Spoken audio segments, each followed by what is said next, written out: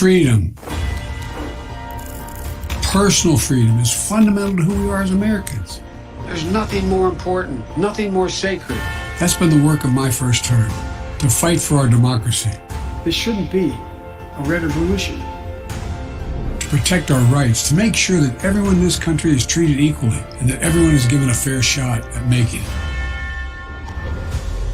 But you know, around the country, MAGA extremists are lining up to take on those bedrock freedoms, cutting Social Security that you paid for your entire life while cutting taxes for the very wealthy, dictating what healthcare decisions women can make, banning books, and telling people who they can love, all while making it more difficult for you to be able to vote.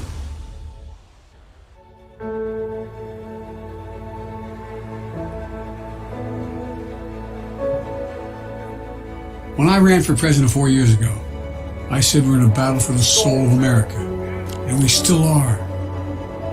The question we're facing is whether in the years ahead we have more freedom or less freedom, more rights or fewer. I know what I want the answer to be, and I think you do too. This is not a time to be complacent. That's why I'm running for re-election. Because I know America. I know we're good and decent people. I know we're still a country that believes in honesty, respect, and treating each other with dignity. That we're a nation where we give hate no safe harbor. We believe that everyone is equal, that everyone should be given a fair shot to succeed in this country. Thank you for choosing us. Every generation of Americans will face the moment when they have to defend democracy. Stand up for our personal freedom. Stand up for the right to vote and our civil rights.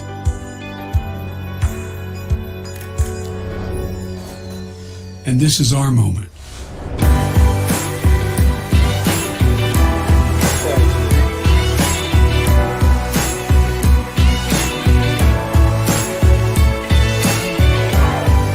We, the people, will not be silent. God love you.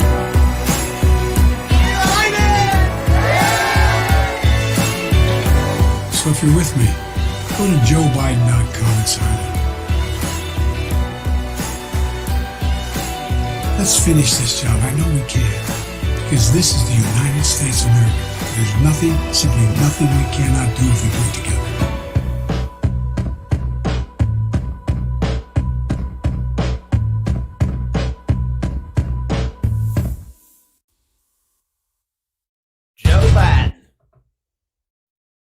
Joe Biden. So that was his official campaign re-election video. I mean, basically, like that was an incredibly boring advertisement. I didn't particularly expect anything other than that. But yeah, that was really bad. He didn't say anything about what he was going to do, but then he mentioned, let's finish the job. Finish what job? What job are we going to finish? There's not the Senate and the House are, almost certainly going to be uneven. I mean, it's going to be uneven. You know what I'm saying? And then Joe Biden's just general push for different types of policies often just don't end up being seen through.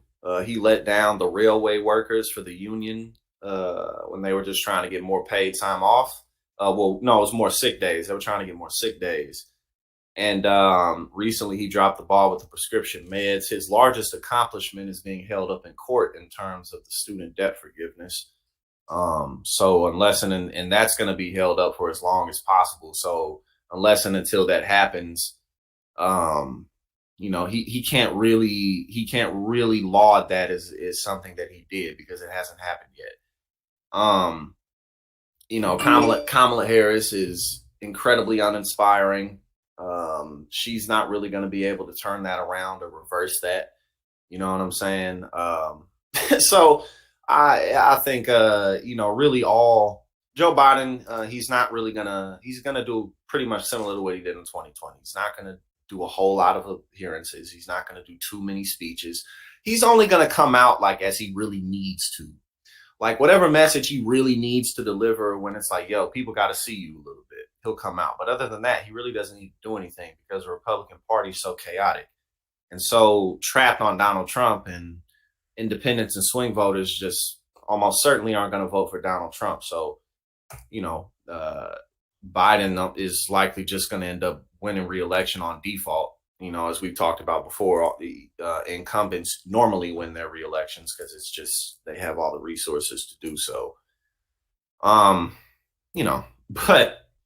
I just think that we shouldn't expect anything better or anything more than what we just saw.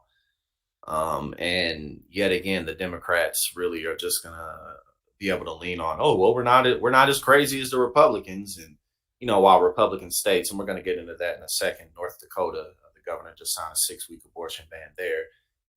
It's just stuff like that that's going to get them across the finish line, and not because people are just very excited about them. So, what's new? So let's see. This may not even be worth reading all the way through, honestly, because, okay, so how Biden has avoided a serious primary challenger. I mean, honestly, it's mostly just because people have their eyes on 2028. I'm curious to see what this is going to say. But honestly, it's just, most people have their eyes on the end of an incumbent's second term. So I don't really think there's anything else special going on here other than the same old shit that it normally is. People want to put their eggs in the basket when it's more likely for shit to go down their way. President Biden is launching a second-term White House campaign without a high-profile primary challenger, a relief to Democrats who want the smoothest possible transition for the incumbent president heading into 2024. Most notably, he averted a primary battle from the left. Marianne Williamson entered the race, but realistically, she's just not going to have enough support to beat him, and that's just what it is. So other than her, I think it's great that she entered because obviously the idea is that she can help to push forth how she can help to push the Biden administration forward, and also just help to make different types of ideas more known and accepted and understood, and just more a part of the discourse. But other than her, no one else has thrown their hat in the ring. So, For months, progressives were taking inventory of their talent, assessing whether anyone from their flank could pose a credible threat. But after a lot of wishing and whispering, most of that desire waned, sending Biden on a path to a drama-free spring launch as planned. Quote, progressives have nowhere to go. They can't torpedo Biden, said Michael Sarasso, a Democratic strategist who worked on Senator Bernie Sanders and current Transportation Secretary Pete Buttigieg's presidential campaigns. If progressives are too aggressive, they'll be isolated further. Well, I don't think it's not really about if they're too aggressive. It's more about there's just not really a candidate right now who is in a position to really challenge Biden. It's not really about being too aggressive or not. Bernie Sanders isn't going to run again just because you can't really blame him. I don't really think he has it in him. You know what I'm saying? Like, other than that, so again, this really doesn't have anything to do with it. Again, it's just about no one's in a position to beat him. Another Democratic strategist suggested that Biden's dominance within the party has blunted others' confidence in their electoral prospects. No, these assessments are so bad. He's just an incumbent. He's not even that popular. Like, what was it, 70%? And I think I had that pulled up actually that we'll look at. But I think like 70% of Americans are, kind of like, we'd like to not see Biden or Trump again. But again, like I said, like at the end of the day, they got the power and motherfuckers got to beat them. So it's nice to be like, and it's kind of annoying to me when people say stuff like, well, not really annoying, but it's just rather, I think a better word is useless. Like when people say stuff like, or when political commentators say stuff like, 70% of Americans don't want Joe Biden to run again. So step down, Joe. Like, why even waste your breath saying that? Like, he's not going to step down. No one does that. Like, that's not like when people are in huge positions of power and they have opportunities to keep it, they're not just going to willingly step down. Like, like people don't like Biden, but he isn't like despised by the country. You know what I'm saying? So it's really just kind of like, if you don't support Biden, you certainly don't have to vote for him. You know what I'm saying? That you absolutely don't have to vote for him. But at the end of the day, he's the president and he's gonna run for a second term. So you feel me? I don't know. I just like to avoid commentary that doesn't mean shit. You feel me? Like people go on especially a lot of left wing commentators. They go on these huge escapades where they say a bunch of stuff, but it's like, yeah, I feel you, bro, but that's not how this shit goes. That's not how things work. So you really just wasting your time. You know what I'm saying? Like, drop out of office, Joe Biden. Like, and if you don't say it too, then you must be like, motherfucker, he ain't gonna drop out of office. Like, you know, it's not how shit goes. But yeah, and I just went off into this tangent because it's like this article is just kind of how it's written is just so Democratic strategists like Biden's dominance within the party. No, people don't really like Biden that much. He's just the man with the power. Okay, we'll go over a few more paragraphs, and if it's not any better, then because again, pretty much I just broke down why Biden doesn't have any challenges right now. It's really not that complicated. So let's go into some other shit because yeah, actually, here we go. This was the poll that I was just mentioning about how like most people really would rather if there was an opportunity. Hold on, let me pull it up. Not have Joe Biden or Donald Trump. I mean, who wouldn't? Who wouldn't? You know what I'm saying? But again, like voters say neither Biden nor Trump should run in 2024, but they can, so they are. About half of U.S. Democrats say President Joe Biden should not seek re-election next year and that he is too old to run. A worrisome sign for the 80-year-old. My man. Hey, did you hear him in his announcement commercial too? He sounded like it sounded like they like put together a compilation of like clips of him talking randomly in different places because he was just too tired to show up to the studio and deliver like a heavy-handed campaign speech. The three-day opinion poll completed on Monday, a day before he announced his re-election bid, showed an American public unenthused by the prospect of a rematch between Biden and his predecessor and current leading Republican rival Donald Trump, with about 2/3 of respondents overall not wanting either to run again in 2024. Among their own parties, 44% of registered Democratic respondents said Biden should not seek a second term, compared to 34% of Republicans who said Trump should not run again. That's it? Yo, only 34% say Trump shouldn't run again. This man, Donald Trump. This man, Donald Trump, twice impeached, the only president ever to be indicted. All the scamming, all the fraud, all the bankruptcies, and only 34% of Republicans are like, nah, I'd rather not. But yeah, no, I mean, again, if we could flip a magic coin and have different candidates, I think most people would be like, yeah, sure, but not Republicans though. They serious about Donald Trump.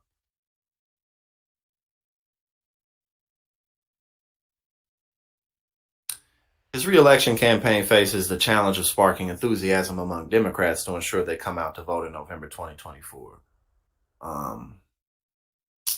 Committed Democrats are definitely going to show up to the polls. Biden is expected to face scant opposition in Democratic presidential nomination contests after he was credited with helping the party do better than expected in the 2022 congressional elections. That's not why. It's just that there's no one else with juice. I love when they give these, like, they give these, oh, well, Joe Biden just did such an amazing job. Like, no, Joe Biden really ain't in there doing a goddamn thing. You know what I'm saying? Biden ain't in there doing shit. It's just that there's no one else who's in a position to, it's not that he's popular. It's that he's the fucking president of the United States. He's powerful. You know what I'm saying? But that it's just hilarious looking at those explanations. Like, oh, it's unprecedented how well Joe Biden is doing. Like, what are you talking about? Like, what the fuck are you talking about? The only reason Republicans didn't take the Senate is because those fucking idiots reversed Roe v. Wade. If they didn't do that shit, they probably would have took both. Not probably, they almost certainly would have took both. That's the only reason that Democrats didn't, that there was no red wave in 2022 is because of the reversal of Roe v. Wade and these psychos doing everything. Oh, let's keep it going. You know what I'm saying? And we're going to pull this up too because they still at it. DeSantis doing it in North Dakota. They just doing it. I'm just trying to see and look if there's, I think I have one more pulled up for Biden, but okay, here we go. What's this? RNC slams Biden in AI generated ad. I haven't seen this, so let's see what's up.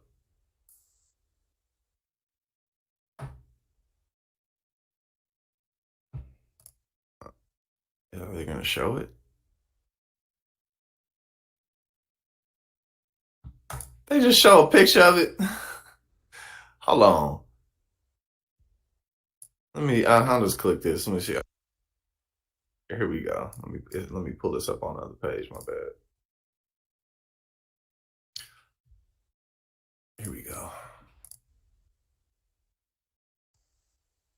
This just in, we can now call the 2024 presidential race for Joe Biden. My fellow Americans. This morning, an emboldened China invades Taiwan. Financial markets are in free fall as 500 regional banks have shuttered their doors. Border agents were overrun by a surge of 80,000 illegals yesterday evening. Officials closed the city of San Francisco this morning, citing the escalating crime and fentanyl crisis. Who's in charge here? It feels like the train is coming up. Yo, Republicans really can't do anything but fearmonger. Like that ad was so fucking stupid, and that was an RNC ad too. It's not like that was just some Joe Schmo making an advertisement. That advertisement said everything that they ever say. Oh, immigrants are storming the southern border. Oh, they're coming across in droves. Everything's on fire. Everything's being destroyed. The world's on fire.